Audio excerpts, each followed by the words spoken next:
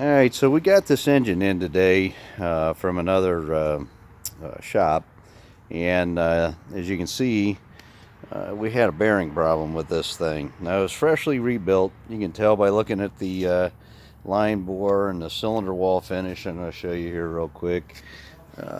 It's kind of tough to see on this side. Anyways, and the engine paint and the freeze plugs, yada yada yada.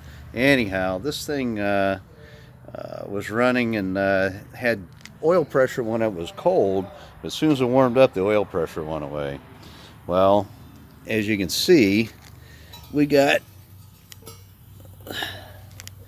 a bearing problem here. It spun the rod bearings and the main bearings. The crank actually doesn't look too terribly bad, considering that it spun all the main bearings too. I don't know what caused this yet. We're thinking that's a good possibility that the line bore's not right in the engine. But as you can see right there, that bearing's all the way down to the copper.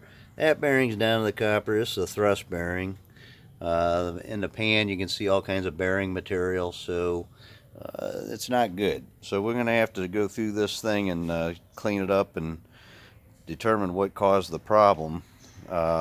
This is a 67 GTO 400, so it's a pretty rare engine, and it's a number matching engine for the car. So we're going to go through this thing and get it back to new for the guy. And unfortunately, I mean, I can't say that it was anything that anybody done yet. We'll find out as soon as we check the line bore. But typically when we see something like this, it's because the either the bearing clearance was way too tight, or the line bore was either not straight or it's way too tight. And so once the main bearings go away, then your rod bearings don't take too much longer afterwards to start failing.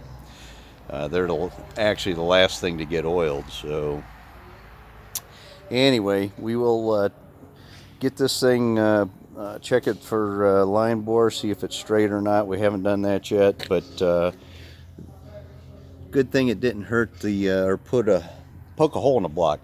I like to say they didn't leave the smoke out.